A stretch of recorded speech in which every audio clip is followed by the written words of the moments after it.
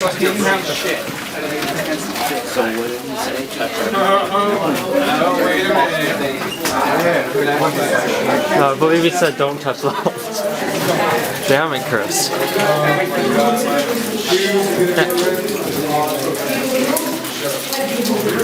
I love it when water's dripping on the camera. That's that Cloverfield effect.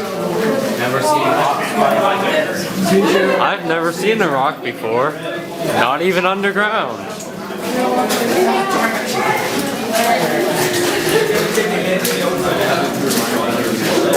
Yeah, so unfortunately we're not in elementary, so we don't get the train. We have to use our grown-up legs.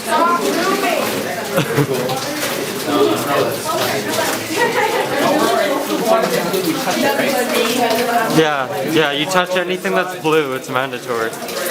Watch out, that's some sulfur water down there. Now you'd assume we go straight, but we're gonna go left.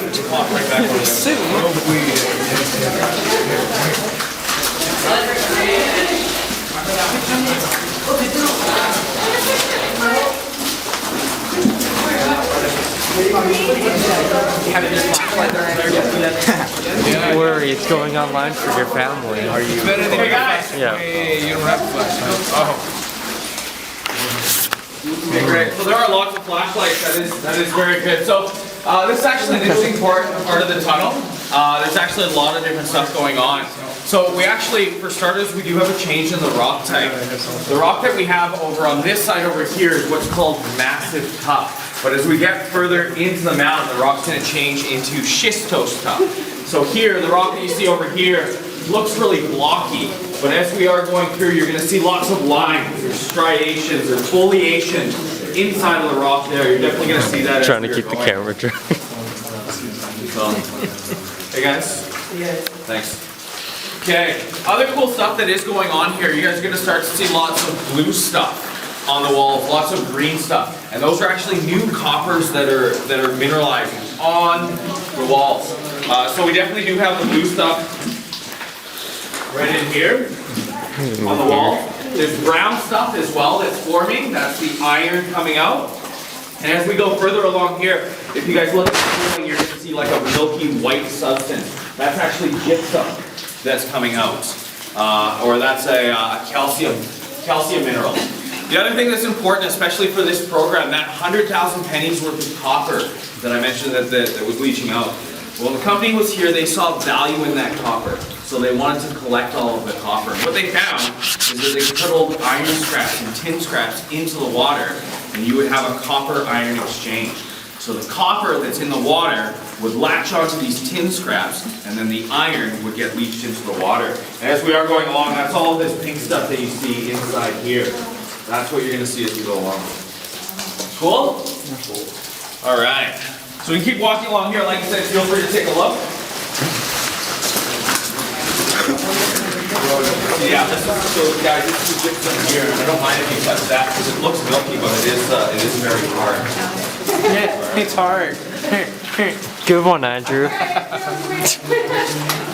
What can I say? It's very white. So original. Hey guys, yeah.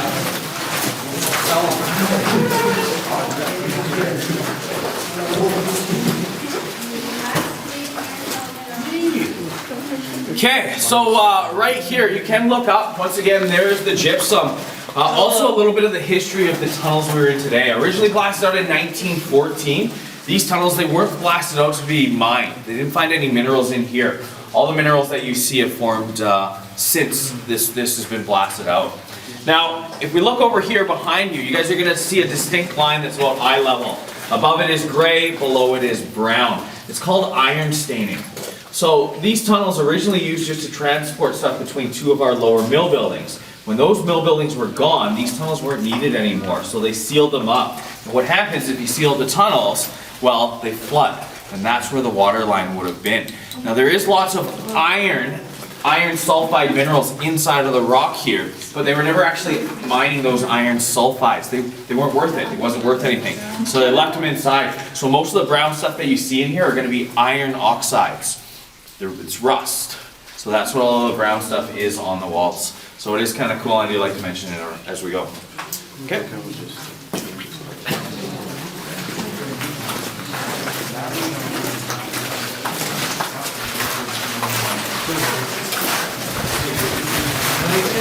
I like how the water droplets kind of stopped. Yeah. That was pleasant.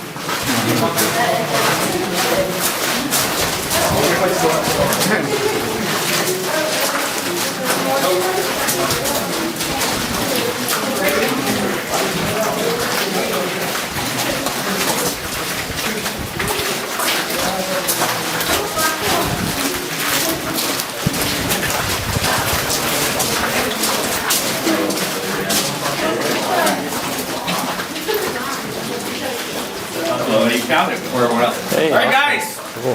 So very, very exciting. We're actually at our fault line. You guys find our fault line? Oh yeah. Yeah. Let's go. It's all the black area here. In the middle of our fault line, yeah, there's a quartz vein coming through. So here in Britannia, when you're mining, when we're creating these tunnels, we're not following veins of copper or anything like that. What we're doing is we're looking for heavily concentrated pockets of minerals. Now originally, about 112 million years ago, you had this big underwater volcano that was spewing up this sulfide-rich magma that formed sort of like a conical deposit, or sort of like a, well, like a big huge mountain underground. Now due to tectonic pressures, these plates, they're going to push together and they're going to form the mountains here. But when you do that, you create lots of fault zones or lots of shear zones. Basically area where the rock is going to be moving in different directions. We actually have 4 fault lines in the tunnels. This one is the easiest one to see. Now when you're creating all these fault lines, when you have rock moving in different directions, that big huge cone-shaped deposit that we had, well, parts of it are going to get cleaved off, sort of like little sausage links that were found all throughout the mountain. And it was the job of the geologist to figure out where they were. We'll talk about them a little bit more once we get to the core sheds. But I do really like that, and you can see, once again, the quartz vein there that is very cool. Just when the rock is moving, you're creating little cracks, and the quartz would have made its way through there. Okay.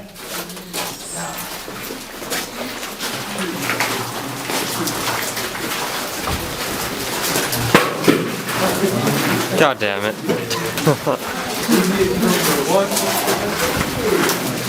Andrew, I like your lighting effect.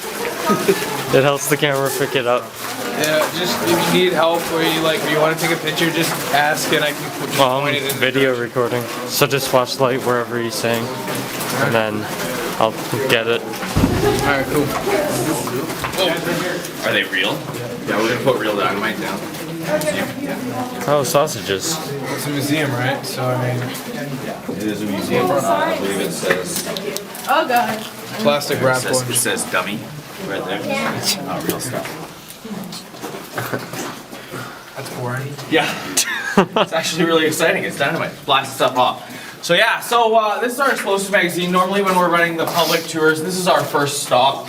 And what we're doing here at Britannia is actually drilling holes into the rock, and you can actually see the memory holes on the walls over there, and you'll see those as we're going along. And if you pay really close attention, you'll notice that we were blasting out in 8-foot sections. Now here at Britannia, they were always using dynamite to blast out the rocks. Before this mine opened, when they were mining before, just basically black powder or unrefined gunpowder was used to blow out the rock. More modern mines, or the mines that they're using today, they're going to pump in a chemical. It's called K1 or K2. Name's not really important, but it's just much more stable than the dynamite.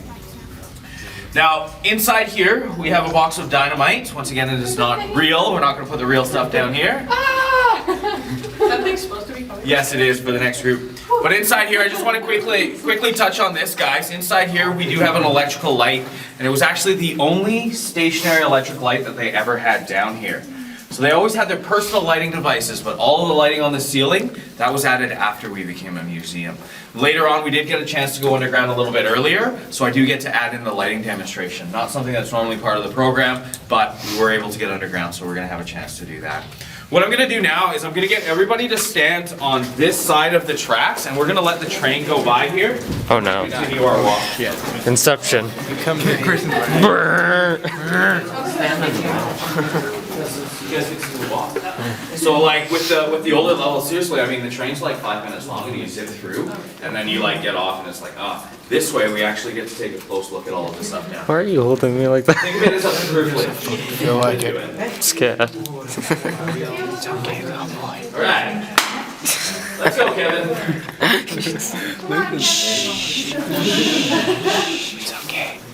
Where's this train? Alright guys.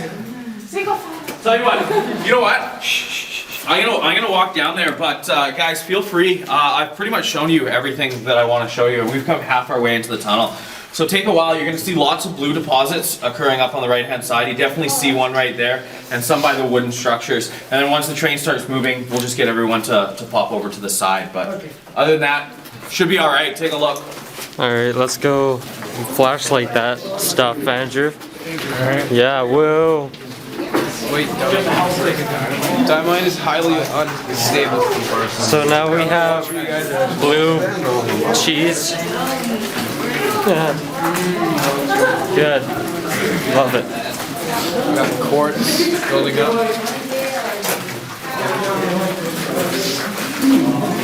We got brown stuff. I can make this into a horror movie. More black stuff. We got quartz there. Let's get a close up. Those are iron oxide. Cool. Water. It reacts with the water. There's a lot more quartz right there. So that's the brown stuff there. It's a mineral called limonite. It's a little less exciting because it's not as pretty as the blue stuff. I like the blue stuff. Here comes That's the turkey, guys. move over train. Right beside you. Okay. Oh. Okay. Well, Andrew's scaring me. Right? good. That train is very annoying. Make up your mind, slut.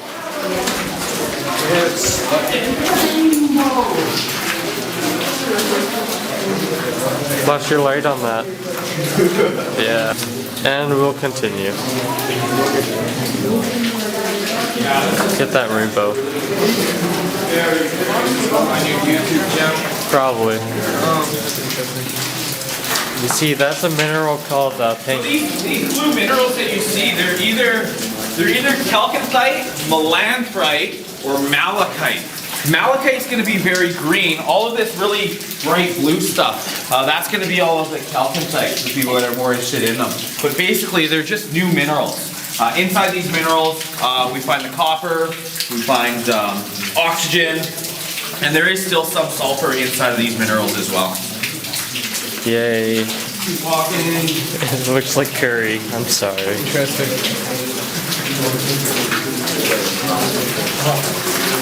Doesn't the sulfur in the dirt look like curry? Like curry chicken? It does look like curry. I'm sorry, but Except I'm not eating that shit. Yeah, cold water. I hate that. Fucking water.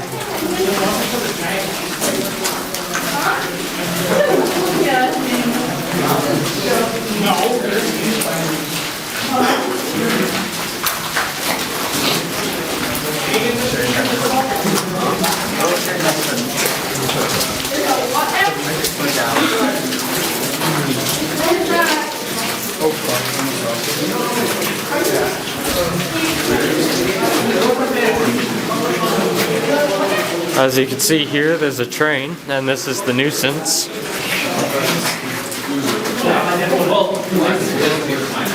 Which one? So, do we get is it better that we're walking technically, or is it better on the train? He said that it's better on water. Yeah, that makes sense. Alright, guys, we're heading down here. Okay, cool. Oh,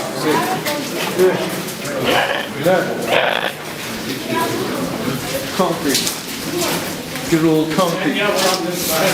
Okay, you're gonna need to flash the left side what he's talking about because my camera doesn't quite pick it up. It's a bit dark. There's that goes into the wall. Yeah. There's some more stuff in there.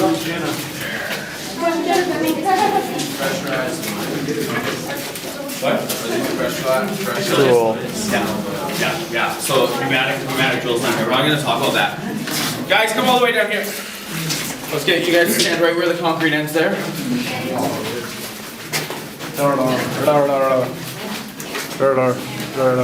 gonna be loud in here. There's so many things I need to edit. So many. All right. So our tunnels. We've looked at the minerals. We've looked at some of the pollution problems. Now we're actually going to just switch back into looking at the mining and how they were mining here at Britannia. So the tunnels that we're in today are actually very luxurious. They're awesome. They have overhead lighting, as I've mentioned, and they're also a lot larger than the tunnels that our miners would have been. Those tunnels are actually a lot smaller. We have lots of public down here. We've blasted these out larger so you guys can see what's going on. That area down there inside the yellow painted lines, that represents the size of the tunnels that our miners would have been. No bigger than 6 feet wide, 6 feet high. We have also added in... Okay. I know, That's good. Yeah, tough for tall miners down here. We have also added in netting just to stop the rocks, and also you're going to see these steel plates here. So what we've done is we've drilled into the rock and we've injected a very fine cement. And what that's going to do is seal up all of the cracks. Now on the highway, it's done to stabilize the rock. Here at Britannia, not so much to stabilize the rock as it is to fill up the cracks and stop the water from coming down here. So very acidic conditions, we don't want that water dropping on the public. But with us, when we're walking through the tunnels, a little bit is actually okay. Now remember, to create these tunnels, we have to drill holes into the rock, fill up with dynamite. So to create those holes, we're going to use some of these different drills.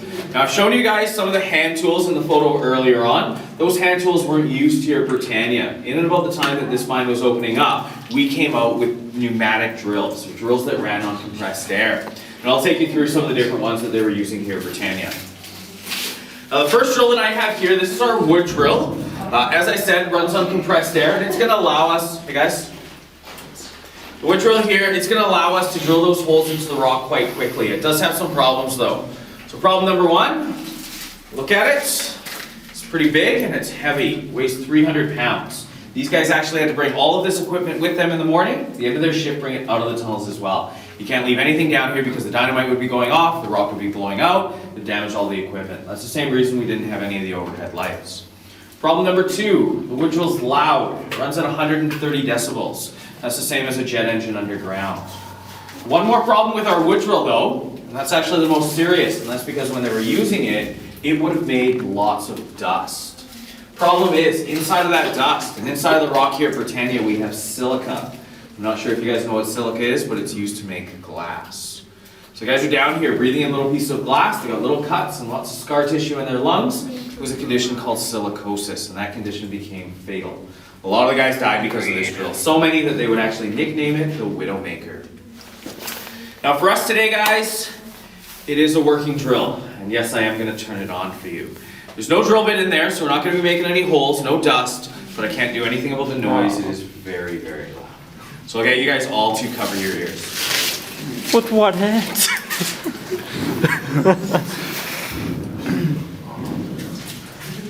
So here we go. I'll Wood do it. drill. 3, 2, 1.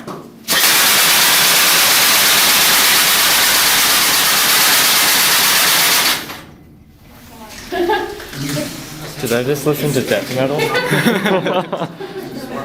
So that, yeah guys, that's our wood drill. I think it's loud today. It was actually much louder back then. For starters, there's no drill bit, so I'm not even drilling into the rock. With tunnels that are smaller, that noise is really going to bounce around, reverberate in more. And then also the air pressure. So this drill is running on about 80 psi. Back then, closer to 150, 160. These drills were far louder back then. The entire time they were using their wood drill, no hearing protection either. That, all of the workers are totally responsible for all of their own safety equipment until 1946, so about 40 years after this mine opened up. So there we go. Yeah, wood drill here, used right from the start of this mine up until the 1920s. That's when we come out with 2 new drills. So I get you guys just to slide down here a little bit.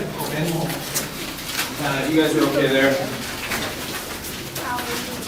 Switch up to the front so you can see. Going out, so let you in. Okay. 1920s, we come up with 2 new drills. For starters, we have our stoker drill over here. We're going to use it to drill into the ceilings and into the floors. But into the side of the walls, we're going to use a different drill. We're going to use our jack leg over here. Now Stover, jackleg, very similar, both weigh about 150 pounds. So half as much as the wood drill, a lot easier to move around. Also with these two drills, we're going to fix that dust problem. With these drills, we introduce water to the process. I'll show you here. We've got our water line with your hose, pour some water up inside of the hollow drill bit into the area that we were drilling. So very muddy, very wet down here, but definitely better than breathing in all the dust. I'm going to run the jackleg drill for you guys. Here we go again. Once again, it is very, very loud. So let's get you guys all to cover your ears. I'll cover the one.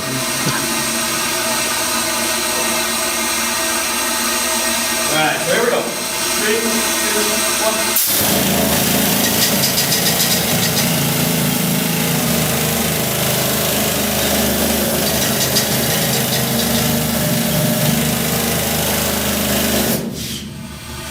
The death metal snare roll.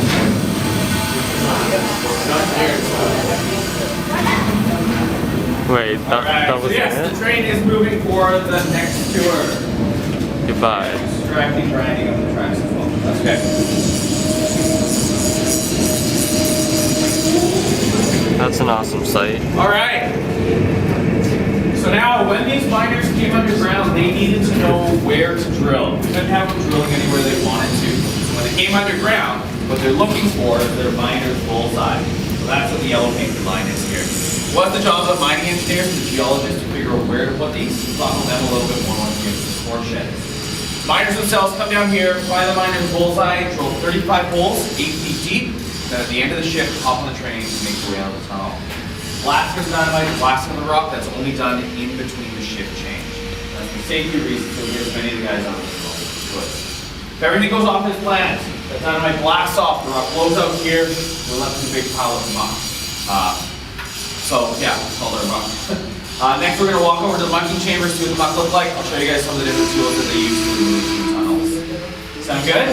Yeah. Any questions so far? All making sense?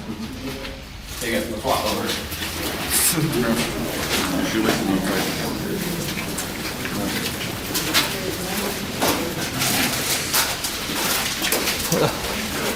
This is such a long tour.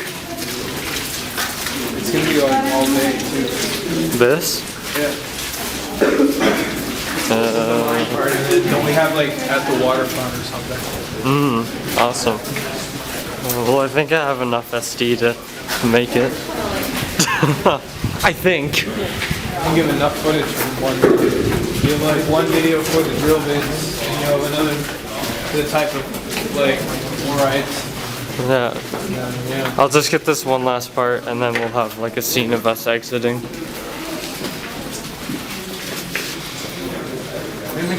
You remember the big spider we saw last time? Yeah.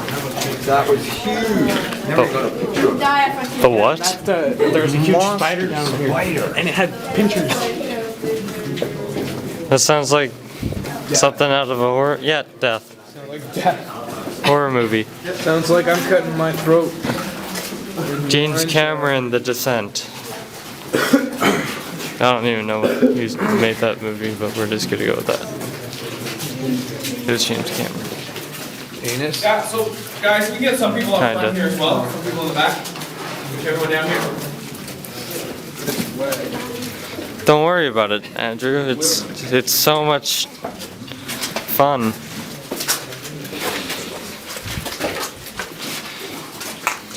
Alright, so we've got our mucking Flashlight chamber. man. Now the rock that you see down here, that's pretty much what the rock would have looked like after the dynamite went off. Now keep in mind, we do have it contained down here at the end of the tunnel, but it would have blasted out 20, 30 feet. For us, that's pretty much what the muck would have looked like. The start of the next shift, you're going to have two guys come down here. It's their job to remove this muck, so we simply called them muckers. 1904, Good. this was the ingenious tool that they were given to use. Small little shovel, which they of course called their muck stick. And with this small little shovel, they had to remove a lot of this stuff, 16 tons a day.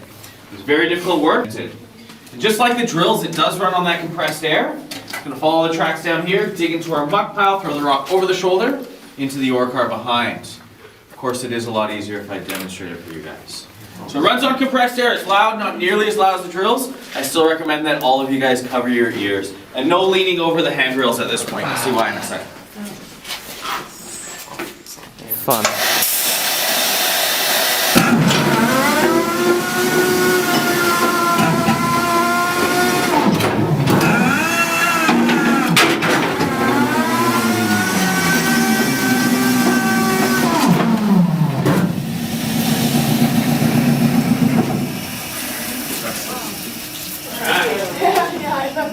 So that is our mucking machine. Oh, it's done. Using this machine, we can remove a lot more of this muck. Instead of removing 16 tons in their 8-hour shift, this machine 20 tons in a single hour. So there we go. Okay, there's one more piece of equipment I want to show you guys. It was actually the most important piece of equipment that they ever had down here. Let's come down this way. Yay. How do you know that? This will be the last shot for this tour.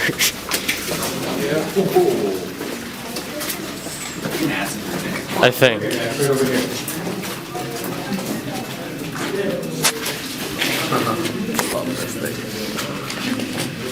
Yeah, you guys, and some people right on over here too. Make a nice little semicircle. You want to do that? Let's go do that. We're already in. Okay. So a very important piece of equipment. When these miners came underground, going to be underground for their entire 8-hour shift. The train that brought them in the morning, For 7 removing the cents. muck in the middle of the day. So everything they need in that 8 hours, they had to bring down here with them. This very important piece of equipment is not an ice cream truck. It's not a lunch cart or a beer truck or anything like that. And as some of your fellow class mice might know, this is of course the honey wagon. Yes. So it's our toilet. It's the chocolate ice So cream. very important to have one of these down here, right? Don't worry, I'm not going to be demonstrating the honey wagon. Please? No, thank you. What do you guys think? I know. It's gonna be awesome. No, I love it at this point. It's always the same way. Like, I show people so many cool things, and once we get to the toilet, all of the cameras come out. I'm like, it's a toilet. It's great. But this is our honey wagon. So very important to have one of these down here. I know it doesn't look like much today. Back when this thing was in use, though, it was considered a luxury. Our miners loved this. Before the honey wagon, each and every one of the miners, they had to bring down a bucket. Later on, little shacks that they had to go find. Great thing about the honey wagon is that you've got a guy that's going to push it around, bring it to each and every one of the miners, twice in every shift. So you didn't have to go looking for the toilet. Toilet came to you. Awesome, right? Except for the guy pushing it. Except for the guy pushing it around, right? Not an awesome job for him. He's also responsible for cleaning it out. Oh my god. So we gave that job to a very special employee. The one that hardly shows up. No, we actually gave it to the new guy. Yeah, makes sense, right? Absolutely. If you wanted to work here at Britannia, this was your very first job. Doesn't matter who you are, what your qualifications, push this thing around for the first 30 days that you're down here. There's actually a pretty good reason that this was your first job, and that's if you're new here, you're not familiar with the layout of the mine. So it does get pushed along the track. So if you're going to bring it to all the guys down here, you're going to learn where everyone's working, and you're going to learn the layout of the mine. Also, by pushing around the honey wagon, it's going to give you a chance to get to know all of your fellow workers. On a personal level. Yeah, Very personal. very personal. Way better than you would have liked, right? Did you wait for him too? One miner here, another miner here. You guys standing around watching. No walls for privacy.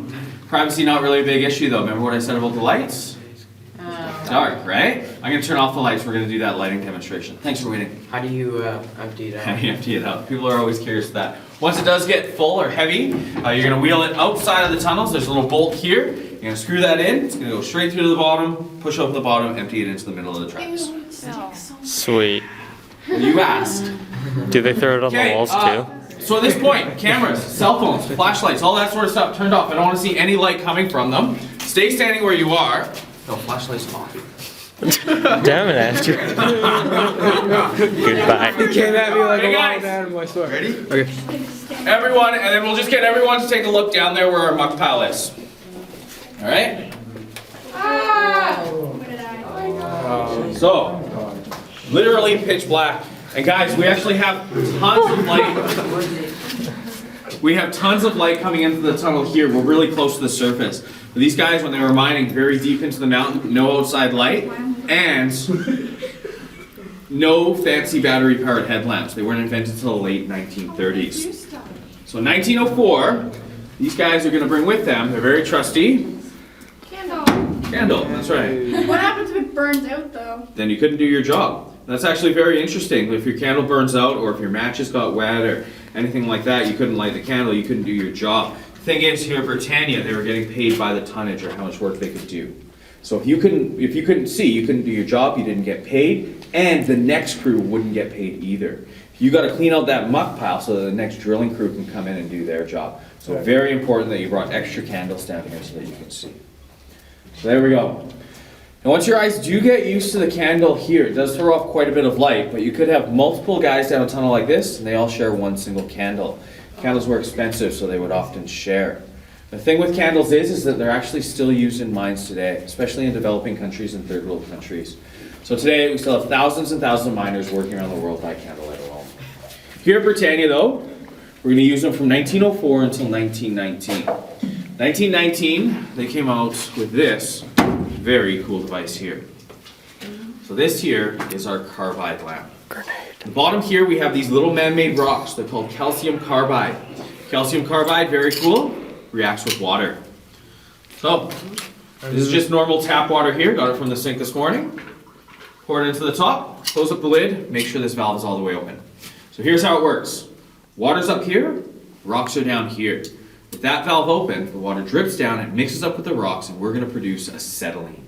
You guys know what acetylene is? It's a gas. It's a flammable gas. It's used in blowtorches. So what I have here is a mini little blowtorch. So we're giving the water and the rocks a little bit of a chance to mix up, and for that gas to build up. Oh my god. That's sick. Yeah, I know. And it's endless because it runs off water. How cool. And the carbide. Now the water's fine, but the calcium carbide, man-made substance, and it only lasts for 4 hours. So they do have to bring extra down here with them. We definitely want to make sure they kept it dry. That's still a long time. But there you go. Yeah, it does throw off quite a bit of light. We can see all the way down there at the end of the tunnel. Also a hands-free device, so our miners could clip this into their hard hat, have hands-free light. Easier to find the toilet. Yeah. Exactly. That's the most Which important. is really important down here, right? So let's take a closer look at how it works. So it does work just like a lighter does. You have a wheel here, a piece of flint behind it, that makes a nice little spark. Gas comes out of that nozzle. So I cover up the front, let the gas build up, spark it just like that. Very, very cool. Fancy. Cool? Fancy. Fancy. Great. Carbide lamps, very cool. Screw electricity. Yeah, I know. Actually, these cavers actually still use the carbide lamps today, just because they are a lot more reliable than these ones. Just if these ones smash against something, well, then they break. The carbide lamp's very useful. Here at Britannia, they use the carbide lamps right up until the 1950s, but 1937, that's when our first battery-powered headlamps came out. They look pretty similar to the one I'm wearing on my head today, lasting for your full 8-hour shift on one charge and no open flame. So there we go. We're gonna get back on the lights here. Here the next two are coming.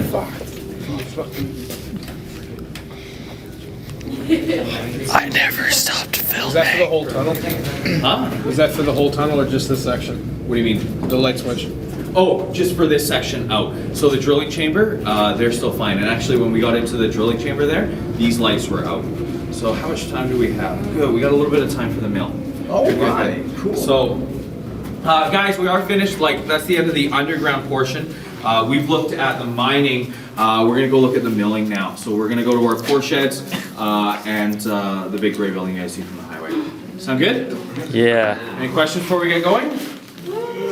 Is that the rock? You wanna see the rock? You guys wanna see the rock? So this is what that little gray rock looks like here. That's the flammable stuff for the. No, this is calcium carbide. So what happens if I take a little piece of this calcium carbide here? Actually, we'll take a piece like. Wow, I'll take a big one. If I take that, flash my light on here. Of course, we're not going to tell anybody that I did this. But if you just take a little water here, Oh, cool. all of that is the acetylene, that's the flammable gas. So then it gets released. What's happening in our carbide lamp here is the rocks are down here and that gas is building up. And there's actually, in the bottom here, it comes up through this filter and then goes out through there. So that's our carbide lamp. Very, very cool. Yeah. There's a lot of chemical residue on top of that, so it doesn't. It looks like you've done that a few times.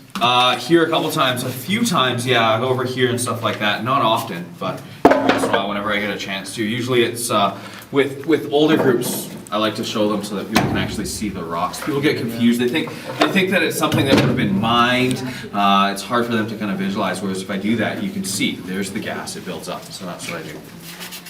So there we go.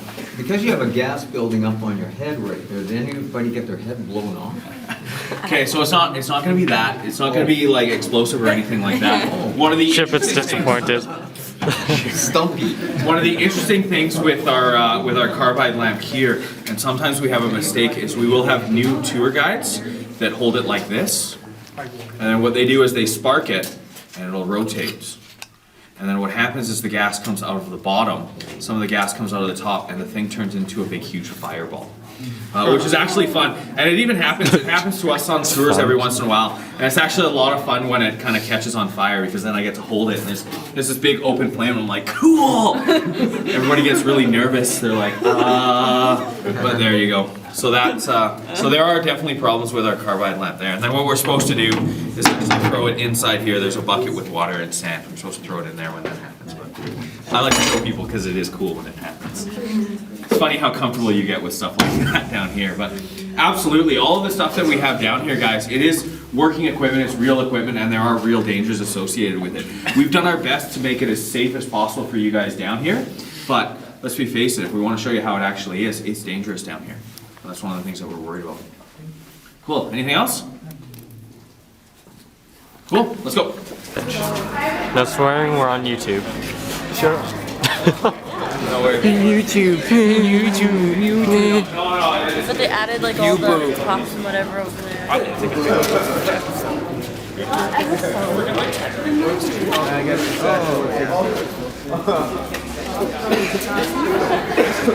I'm doing it after.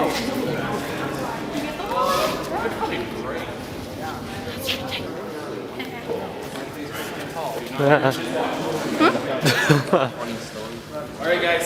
Canon, really? Yeah. Oh. Depends what you're filming Come on in. or Come on in. shooting. You can't film? That kind of sucks. Cool. Please tell us we gotta go off. No. $20.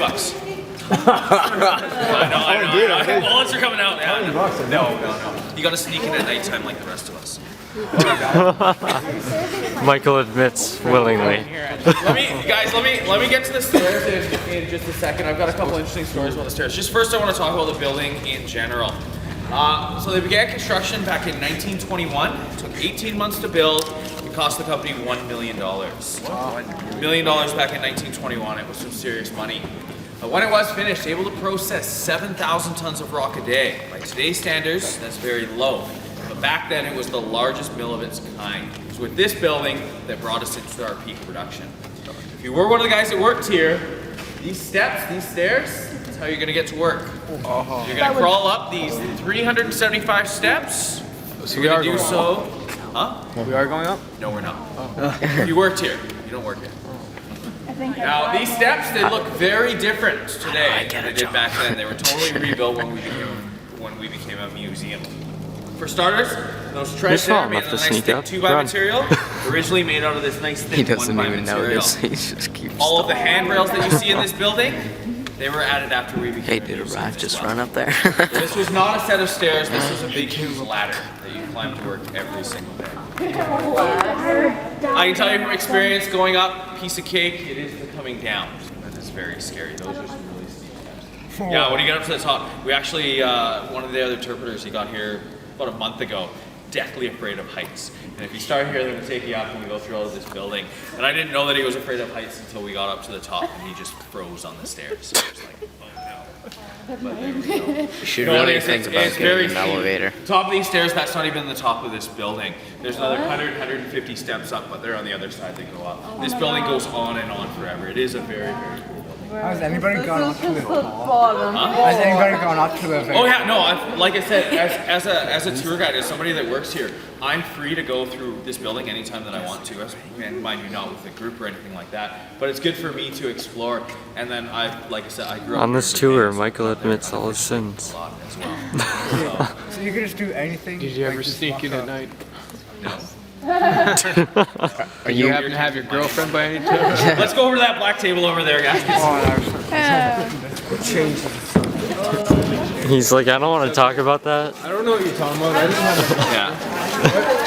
What's a girlfriend? Andrew, calm down. Me, my boyfriend. Whoa, that's actually. Hey, fool's gold. Picture. I don't know. Picture. Cool, blurry. Well, that'd be fun, actually. You're so beautiful. Thank you. Like that. It's so beautiful. Where'd you come from? Good question. Fun. What are you talking about? And sneak around. This is super dirty. Clearly the other two really want to talk enough for themselves. You'll never make it alive. Michael's here. Okay guys, take you through a little bit of the history of copper itself, or the metal. About 200 years ago, this is what supplied the need for the world's copper. It's called native copper, or naturally occurring elemental It's like copper. Aboriginal copper. So this is actually a sample that was taken out of our tunnels. What they found is where copper mines would eventually be, there's lots of water. That water contained lots of the metals. It would get leached out. You could throw old tin scraps. Copper would stick to it, and then they could collect the copper. Now, about 200 years ago, copper really wasn't a necessity. It was just used in printing presses, jewelry, that sort of stuff. But once we start hitting the 1860s, 1870s, 1880s, we're going through what's called the Industrial Revolution. The Industrial Revolution, everything becomes mechanized, stuff gets getting bigger, new machines, which require a lot of copper. People also started wanting indoor electricity, copper wires, indoor plumbing, water pipes come in copper. So there's not enough of this native copper around to provide the world's supply. So now what they're going to do is they're going to start to mine a mineral that contains copper. And that, as I mentioned before, that's our chalcopyrite, also known as fool's gold. Chalcopyrite, once again, copper, iron, and sulfur inside of that mineral. But that's what it is right there. Now, all that chalcopyrite there, it is mixed up. It's embedded inside of the rock here, so we do have to separate it. The first thing that we're going to do with our ore is we're going to crush and grind it up. At the very top of this building, it goes through machines called jaw crushers, working just like our mouths, then to big, huge cone crushers. Cone crushers, you have massive hollow cones, smaller solid cones in the middle that would rotate around, crushing and grinding it up further. Lastly, ball mills. That's the first photo we have over here. Now inside of that drum, we're going to add in all of our crushed up ore, a little bit of water, and hundreds of these steel balls. Now you rotate those drums, that's going to crush and grind it up until we're left with a very fine sand, appropriately named our fines. Now at this point, all that gold shiny stuff, it's still mixed up with all the crushed rock, but now it's crushed up, it's small enough, it's fine enough, we can finally separate all of the minerals from all the crushed rock. Originally what they were doing, just like what you guys are going to be doing at gold panning, they'd shake it up, the heavier minerals would sink down to the bottom, the lighter ones would go to the top, but very inefficient. Early 1900s, somebody developed a really cool process called froth flotation. I'm going to show you guys how it works. So, we have our middle photo here. That's a photo taken of one of our froth flotation cells. And if you look up at the second level, you're going to see two floodlights with some wood planks behind them. That's our froth flotation cells. Basically, they're like big, long wooden troughs. Inside those troughs, I'm going to show you what they did inside of this little bucket. Just like in that trough up there, inside this bucket, I've added in water. I've added in fines. I've also added in a frothing agent. Now, frothing agent is anything that makes bubbles. So dish soap, it's a really good frothing agent. That's what I have in there today. Back then they used pine oil. I'm going to add in one more very special chemical. It's called potassium xanthate. Now its name's not really important, but what it does is, this potassium xanthate, it's actually going to chemically bind to our chalcopyrite, causing it to become hydrophobic. Hydro means water, phobic means afraid. Now it wants to get out of the mixture. The other nice thing about this xanthate is that it sticks to frothing agents. So let's put it all together. We've added in the water, just scraping off the fines off the bottom, a little bit of dish soap to make bubbles, and then the xanthate to stick to our minerals and then stick to the bubbles. So all I do is I run air through the mixture now. Run air through, make lots of bubbles. Bubbles are the frothing agent. Xanthate has stuck to our minerals, floated them up to the top, they stick to the bubbles, they froth up and they flow over the side. So you can see starting to happen in the bucket right here, but also in the photo here. Now those minerals, they're going to froth up, they're going to flow over the side. They picked up all the minerals, but they've also picked up lots of water. And we need to get that water out just so that they were easier to transport. So they're going to make their way down to dewatering cells. That's the last photo we have over here. So those 4 pie-shaped discs, they actually rotated. They would have been covered in filters and hooked up to a big, huge vacuum. So you flip the vacuum on, sucks all of the mineral and water in. Minerals get stuck to the filters on the outside. Water passes through and gets sucked out. And as they rotate, when the mineral gets to a certain point, the vacuum actually reverses and blows it back in.